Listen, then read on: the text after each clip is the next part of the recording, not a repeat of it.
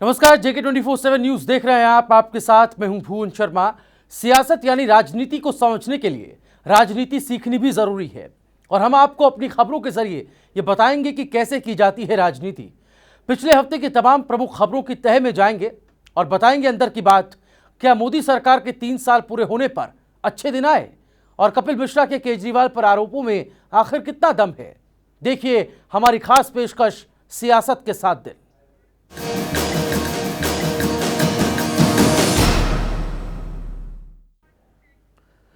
तो मोदी सरकार के 3 साल पूरे होने पर जश्न की तैयारी चल रही है। 2014 में बंपर बहुमत से जीतकर सत्ता में आई मोदी सरकार पिछले 3 सालों की अपनी उपलब्धियों का ढोल पीट रही है।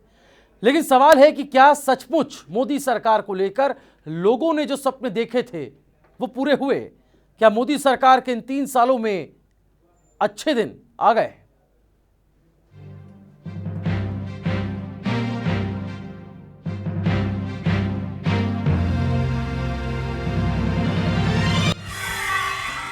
बीजेपी की ऐतिहासिक जीत के 3 साल पूरे। आप भी मिल बैठ करके तय करिए कि 2022 तक देश के लिए आपकी संस्था, आपका परिवार, आपका समाज, आपका संगठन, आपका दल क्या करेगा। आप लोग तय कीजिए। एक बार देश में माहौल बने। अभी हमारे 5 साल, 5 साल में हम देश को कहां से कहां पहुंचा सकते हैं, मुझे विश्वास है। क्या मोदी सरकार ने पूरे किए अपने सारे वादे? पूरी तरह से जिन बातों को लेकर वो चुनाव में वादा कर गए थे, सारे वादे निभाने में विफल रहे। मर जवान मर किसान विरोधियों पे कटाक्ष करते थे। मोदी जी की सरकार आने के बाद सीमा पर सबसे ज्यादा हमले हो रहे हैं। आतंकवादी हमला रोकने में विफल रहे और किसानों की आत्महत्या में 63% वृद्धि हुई है। सभी मोर्चों पे सरकार विफल रही है। क्या 3 सालों में खत्म हुई बेरोजगारी और भुखमरी? देखिए, कांग्रेस पार्टी और विपक्ष के लोग हताशा और निराशा में हैं।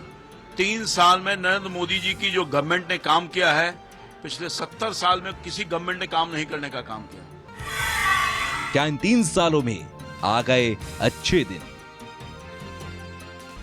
मोदी सरकार के 3 साल पूरे हुए। जो मोदी साहब ने वादा किया था, एक भी वादा पूरा नहीं किया उन्होंने। न अच्छे दिन आए, न बेरोजगारों को रोजगार मिला, न किसानों को दाम मिला, न आम आदमी को सुरक्षा मिली। उम्मीदें तो काफी थी, सपने भी बड़े थे। बीजेपी जीतेगी तो अच्छे दिन आएंगे। बीजेपी ने नारा भी तो यही दिया था। चुनाव के दौरान पीएम मोदी ने जनता से कहा था, बीजेपी जीतेगी तो 15 लाख रुपए हर आदमी की जेब में होंगे। मोदी जी चुनावी सभाओं में चीख चीख कर कह रहे थे, 60 साल अपने कांग्रेस को दिए, हमें सिर्फ 5 साल दीजिए। नारा दिया, अब की बार बीजेपी सरकार। ऐसा लगा मानो मोदी जी सत्ता में आएंगे तो जनता के सारे दुख दर्द दूर हो जाएंगे। लेकिन असल में क्या हुआ? उनके वादों का क्या हुआ? क्या सिर्फ जनता को बेवकूफ बनाया गया था? 15 लाख रुपए जुमले में क्यों बदल गए? आखिर लोगों की भावनाओं से क्यों खेला गया? पिछले 3 सालों में बीजेपी की अगुवाई वाली सरकार ने क्या बेरोजगारी और भुखमरी जैसी समस्याओं को खत्म कर दिया? 3 साल में क्या किसानों की हालत में कोई सुधार हुआ? आखिर अब भी किसान खुदकुशी करने के लिए क्यों मजबूर है? ये सारे सवाल जनता ही पूछ रही है कि आखिर पीएम मोदी ने ऐसा कौन सा काम किया जिससे 2019 के लोकसभा चुनावों में भी पीएम मोदी को सत्ता सौंपी जाए। माना जाता है कि जनता बहुत समझदार होती है, किसी के बहकावे में नहीं आती। साल 2014 में लोकसभा चुनावों में जिस तरह मोदी लहर में जनता बह गई थी, उससे फिर यह सवाल खड़ा होता है कि क्या फिर जनता उस इतिहास को दोहरा देगी? 26 मई 2014 को देश में बीजेपी की सरकार बनी थी। तीसरी सालगिरह पर सरकार पूरे हफ्ते जश्न मनाने की तैयारी में है। 2014 के लोकसभा चुनाव में पीएम मोदी के नाम पर बीजेपी को बम्पर वोट मिला था और बीजेपी को 282 सीटों पर जीत हासिल हुई थी। गठबंधन की सीटों को जोड़ते तो 336 सीटों के साथ बीजेपी एक बड़ी ताकत के तौर पर उभरी। बीजेपी मोदी के चेहरे को आगे रखकर चुनाव लड़ी और फिर मोदी ने ऐसी आंधी चलाई कि हर किला धराशाही हो गया। सबसे पहले 4 राज्यों में विधानसभा के चुनाव हुए। 4 में से 3 राज्यों में बीजेपी ने विरोधियों के हाथ से अपने दम पर सत्ता छीन ली। महाराष्ट्र, झारखंड, हरियाणा में बीजेपी की सरकार बनी और बाद में पीडीपी से गठबंधन कर जम्मू कश्मीर में भी सरकार बनाने में पार्टी कामयाब रही। साल 2015 के शुरुआत में दिल्ली में पीएम मोदी के जबरदस्त प्रचार के बाद भी पार्टी हार गई। पार्टी ने इसी साल यानी कि 2015 के आखिर में बिहार के चुनाव में पूरी तरह ताकत झोंक दी, लेकिन लालू और नीतीश की दोस्ती ने बिहार में भी मोदी के रथ को आगे बढ़ने नहीं दिया। 2015 की हार से बीजेपी ने काफी सबक लिया और फिर हार का सिलसिला ज्यादा दिनों तक नहीं चला। 2016 के विधानसभा चुनावों में बीजेपी ने असम में जीत का बिगुल फूंक दिया। मोदी के काम के नाम पर यहां वोट मांगे गए और जनता ने हाथों हाथ लेते हुए बम्पर जीत के साथ असम को बीजेपी के हवाले कर दिया। हाल ही में यूपी समेत 5 राज्यों के विधानसभा चुनाव हुए। पंजाब को छोड़कर 5 में से 4 राज्यों में बीजेपी ने सरकार बना ली। यूपी में तो राम लहर पर मोदी लहर भारी पड़ गई। ये मोदी का ही करिश्मा था कि महाराष्ट्र नगर निगम और फिर दिल्ली के एमसीडी चुनावों में बीजेपी ने किला फतेह कर लिया। ओडिशा से लेकर चंडीगढ़ के शहरी चुनावों में मोदी का डंका बजता नजर आया। कांग्रेस इस वक्त अपने सबसे खराब दौर से गुजर रही है। राहुल गांधी की शख्सियत पीएम मोदी के आगे टिक नहीं पा रही। राहुल और पीएम को जब भी एक तराजू पर तोलने की कोशिश की जाती है, पीएम मोदी का पलड़ा हमेशा भारी रहता है। यानी कांग्रेस नेतृत्व के संकट से जूझ रही है। लेकिन कांग्रेस से तुलना करके बीजेपी के 3 साल की सत्ता के मूल्यांकन पर चुप्पी नहीं साधी जा सकती, क्योंकि जनता ने बीजेपी को इसलिए अपनी कीमती वोट देकर जिताया था कि वो उनकी हर समस्याओं को हल करें और सुख दुख में साथी बने। 26 मई को मोदी सरकार के 3 साल पूरे होने जा रहे हैं। 3 साल किसी भी सरकार के कामकाज के हिसाब के लिए काफ़ी है। वैसे इन 3 सालों में मोदी सरकार ने कई नई योजनाओं की शुरुआत की है, लेकिन देखने वाली बात तो ये है कि इन योजनाओं का सीधा फायदा कितना आम आदमी तक पहुंचा है। सवाल तो यह भी है कि चुनाव के दौरान किए गए जनता से वादे कितने पूरे किए गए हैं। कैमरामैन ऋषभ के साथ अजय शेखर प्रकाश, JK 24/7 न्यूज़, दिल्ली।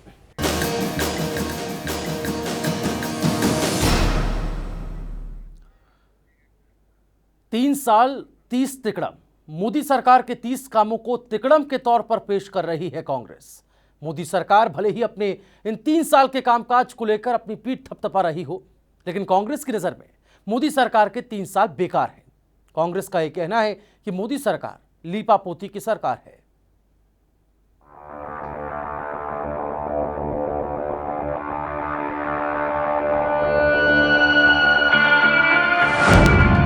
सरकार के 3 साल पर कांग्रेस का निशाना।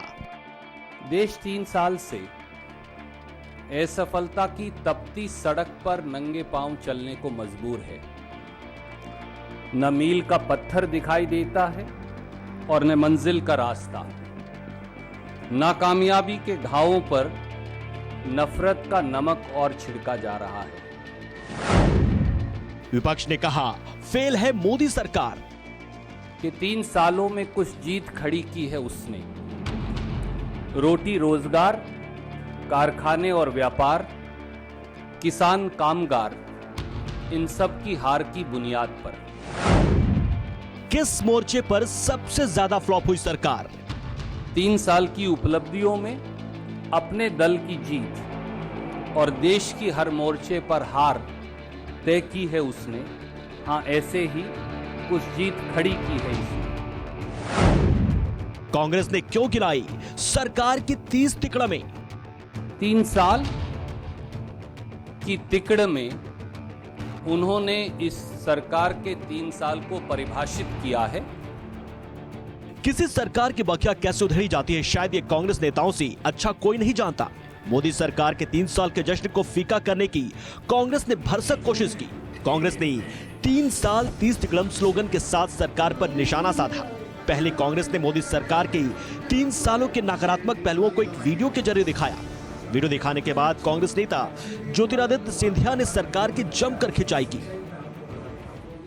लेकिन पिछले 3 सालों में अच्छे दिनों के सपने पिरोकर जिस तरीके से इस देश के हर नागरिक के जीवन को असहाय के रूप में तब्दील सरकार ने कर दिया है, उसके आधार पर आज इस देश की 125 करोड़ जनता बुरे दिन से अच्छे दिन में तब्दील करने की आशा और सपनों को चूर चूर करके सरकार ने छोड़ दी।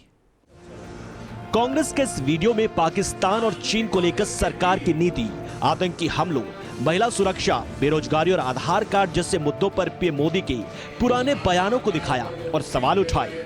कांग्रेस नेता सचिन पायलट ने कहा, वादित मुद्दों की चर्चा करके बीजेपी सरकार वास्तविक मुद्दों से जनता का ध्यान भटका रही है। जो शब्द अभी आपने देखे इस वीडियो में, उस पर आप ध्यान डालें तो सबसे ज्यादा जो पीड़ा और दुख किसी को आज झेलना पड़ रहा है वो इस देश का किसान का वर्ग है। और पूरे देश भर में आज किसानों की जो हालात हैं उस पर ना तो कोई व्यक्ति उसको रेखांकित कर पा रहा है और ना वो प्रबल तरीके से मुखर होकर आवाज बाहर आ रही है। और उसका कारण यह है कि जो ज्वलंत मुद्दे हैं, जो इश्यूज ऐसे हैं जो व्यक्ति के जीवन को टच करते हैं, उन मुद्दों पर चर्चा नहीं है, क्योंकि भावनात्मक मुद्दों को, ऐसे मुद्दों को जो विवादित मुद्दे हैं, उन मुद्दों की चर्चा कर कर भाजपा और भाजपा की सरकार लोगों का ध्यान भटका रही है। सचिन पायलट के आरोपों का जवाब बीजेपी की ओर से रविशंकर प्रसाद ने दिया। रविशंकर प्रसाद ने साफ कहा कि बीजेपी को कांग्रेस सर्टिफिकेट की जरूरत नहीं है। अच्छा होता अपने नेताओं के बच्चों के तिकड़म पर कांग्रेस पार्टी कुछ बोलती। हमें कांग्रेस पार्टी का सर्टिफिकेट नहीं चाहिए। नरेंद्र मोदी की ईमानदारी का सर्टिफिकेट देश की जनता देती है। यूपी में सफाया हो गया, उत्तराखंड में हो गया, हम नॉर्थ ईस्ट में आ रहे हैं, दिल्ली में साफ हो गई कांग्रेस। आज भारत दुनिया की एक बड़ी ताकत बन रहा है, इतना बड़ा इन्वेस्टमेंट आ रहा है, 7% प्लस ग्रोथ रेट हो रहा है, कीमतें स्थिर हैं। Digital India, make in India, skill India, यह ऐतिहासिक प्रोग्राम है जिसकी चर्चा दुनिया कर रही है। वहीं कांग्रेस उपाध्यक्ष राहुल गांधी ने ट्वीट किया, नौजवान नौकरी के लिए संघर्ष कर रहे हैं, किसान आत्महत्या कर रहे हैं और बॉर्डर पर जवान मर रहे हैं। सरकार किस बात का जश्न मना रही है? ये वादा खिलाफी, नाकामी और जनता से धोखे का 3 साल है। एनडीए सरकार के 3 साल पूरे होने के मौके पर बीजेपी और सरकार में जश्न का माहौल है। पार्टी कई बड़े कार्यक्रमों के आयोजन की तैयारी में लगी है। प्रधानमंत्री मोदी 26 मई को गुवाहाटी से देश की जनता को संबोधित करेंगे। केंद्रीय मंत्रियों को सरकार के काम और योजनाओं को जनता तक पहुंचाने की जिम्मेदारी सौंपी गई है। तो मुझे लगता है हमारी सरकार विकास के काम में जुटी हुई है। कांग्रेस हमारी लोकप्रियता और नरेंद्र मोदी जी की लोकप्रियता से पूरी तरीके से बौखला गई है और उनको आज दिख नहीं रहा है किस प्रकार से तेज गति से देश में विकास हो रहा है। 26 मई 2014 को नरेंद्र मोदी ने देश के प्रधानमंत्री पद की शपथ ली थी। मैं नरेंद्र दामोदर दास मोदी ईश्वर की शपथ लेता हूं कि बीते 3 सालों में बीजेपी लगातार विधानसभा चुनाव में विपक्षी दलों को धूल चटा रही है, लिहाजा सरकार के हौसले बुलंद हैं। बीजेपी को लगता है कि जीत का यह सिलसिला 2019 के लोकसभा चुनाव तक जारी रह सकता है। ऐसे में वो अभी से तैयारी में जुटी हुई है, लेकिन कांग्रेस चुनाव से पहले बीजेपी के दावों की हकीकत जनता के सामने रखकर जनता के मूड को बदलने में लगी हुई है। अजय शेखर प्रकाश, JK 24/7 न्यूज, दिल्ली। जनता सच्चाई चाहती है, तिकड़म नहीं।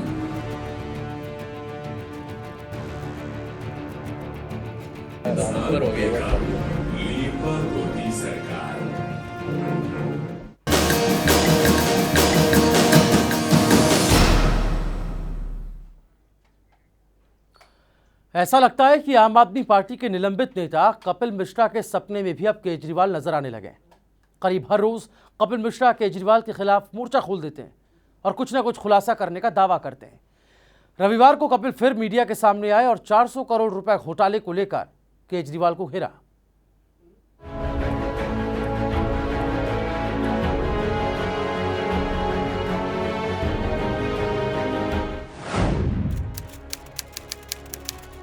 क्या अरविंद केजरीवाल जी को मालूम है कि दिल्ली में हाई सिक्योरिटी रजिस्ट्रेशन प्लेट का 400 करोड़ रुपए का घोटाला हुआ है, जिसकी जांच चल रही है। क्या ये बात अरविंद केजरीवाल जी को मालूम है कि Sheetal Prasad Singh high security registration plate का बिजनेस करते हैं और दिल्ली में हाई सिक्योरिटी रजिस्ट्रेशन प्लेट का 400 करोड़ रुपए का घोटाला हुआ है? क्या यही राजनीति करने के लिए ये सारा आंदोलन किया गया था? क्या इसी राजनीति के लिए अन्ना हजारे जी ने अनशन किया था? जो मैंने आज आपसे 9 सवाल पूछे हैं, उन सवालों का जवाब दीजिए। आम आदमी पार्टी के निलंबित नेता कपिल मिश्रा रविवार को फिर दिल्ली के सीएम अरविंद केजरीवाल पर आरोपों का बम बरसाने मीडिया के सामने आए और बड़ा धमाका करने की कोशिश की। कपिल ने आरोप लगाया कि संजय सिंह और आशुतोष को शीतल सिंह नाम के शख्स रूस लेकर गए थे।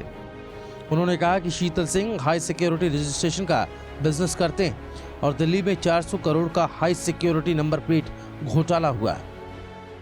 उम्मीद है आज मुझे बीजेपी का एजेंट कहकर सवालों से बचने की कोशिश नहीं की जाएगी। ऐसी कंपनियां जिनके खिलाफ एंटी करप्शन ब्यूरो 400 करोड़ के घोटाले की जांच कर रहा हो, उन कंपनियों से जुड़े हुए व्यक्ति संजय सिंह और आशुतोष को रशिया लेकर जाते हैं और खुलेआम कहते हैं कि हाँ, मैंने रशिया की टिकट दी। क्या यही राजनीति करने के लिए आए थे हम लोग अरविंद केजरीवाल जी? कपिल मिश्रा ने जिस शीतल सिंह पर आरोप लगाया वो थोड़ी देर बाद सामने आए और ये माना कि उन्होंने अपनी भाई की शादी के लिए संजय सिंह और आशुतोष का रूस का टिकट बुक कराया। लेकिन उन्होंने कपिल मिश्रा के आरोपों को निराधार बताते हुए कहा कि जिन कंपनियों का वो नाम ले रहे हैं उनसे उनका अब कोई नाता नहीं है और वो ये काम 2003 से ही छोड़ चुके हैं।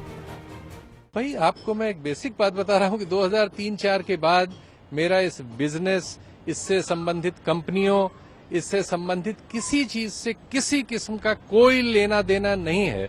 और जो उन्होंने कहा है ये दरअसल एक मानहानि का मामला है, लेकिन चूंकि मुझे ये पता है कि उन पर ऑलरेडी बहुत से मानहानि के मामले दायर हो रहे हैं और हुए हैं, एक मुकदमा मैं भी कर दूंगा, कुछ मेरा खर्च हो जाएगा, उनका तो क्या बिगड़ना है, वो अभी कल किसी और को गाली ऐसे ही देंगे और आप लोग ऐसे ही दिखाएंगे। कपिल मिश्रा ने कुछ आप नेताओं पर पार्टी हाईजैक करने का आरोप लगाया और निराश कार्यकर्ताओं से कहा कि पार्टी को छोड़ना नहीं है, छीनना है। ऐसे सभी साथी और कार्यकर्ता जो ये जानते हैं और मानते हैं कि विभव कुमार, आशीष तलवार, संजय सिंह, दुर्गेश पाठक, दिलीप पांडे इत्यादि ने इस पार्टी को हाईजैक कर लिया है और ये अपने इशारे पर पार्टी चलाते हैं, जनता और कार्यकर्ताओं से पार्टी दूर हो गई है। ऐसे सभी लोगों से जो ये जानते हैं उनसे ये अपील कर रहा हूँ कि छोड़ना नहीं है, छीनना है। ये हमारी पार्टी है, इस पार्टी को, इस आंदोलन को हम लोगों ने बनाया है। कपिल मिश्रा ने लेट्स क्लीन आप के नाम से एक मुहिम का ऐलान किया और लोगों से आग्रह किया कि वो दिए गए नंबर पर मिस कॉल कर इस मुहिम का हिस्सा बन सकते हैं। जो भी कार्यकर्ता जुड़ना चाहते हैं, जो भी चाहते हैं कि आम आदमी पार्टी अब स्वच्छ हो, उन सबको एक अपील की है कि ये मिस कॉल इस नंबर पे आप करें, जिस नंबर पे हम सब लोग जुड़ सकते हैं। ये नंबर है 786-303-7300, 786-303-7300। कपिल मिश्रा की तरफ से खुलासों के दावे का ये 5वां प्रेस कॉन्फ्रेंस था। मंत्री पद से हटाए जाने के बाद कपिल मिश्रा अरविंद केजरीवाल और आम आदमी पार्टी के दूसरे नेताओं पर कई गंभीर आरोप लगा चुके हैं। वैसे कपिल के केजरीवाल पर लगाए आरोपों की फेहरिस्त लंबी होती जा रही है और ऐसा भी नहीं है कि आम आदमी पार्टी कपिल के आरोपों का जवाब देने से बच रही है। आम आदमी पार्टी की ओर से कपिल के हर आरोपों का जवाब दिया जा रहा है। कपिल के आरोपों पर जवाब देने के लिए सिर्फ अरविंद केजरीवाल सामने नहीं आ रहे हैं। सवाल है कौन सच बोल रहा है और कौन झूठ। कपिल के आरोप काफी गंभीर हैं। ऐसे में हर कोई चाहेगा कि उनके आरोपों की निष्पक्ष जांच हो ताकि खुद को ईमानदार और भ्रष्टाचार के खिलाफ लड़ने वाली पार्टी पर लोगों का भरोसा कायम रहे। अजय शेखर प्रकाश, JK 24/7 न्यूज।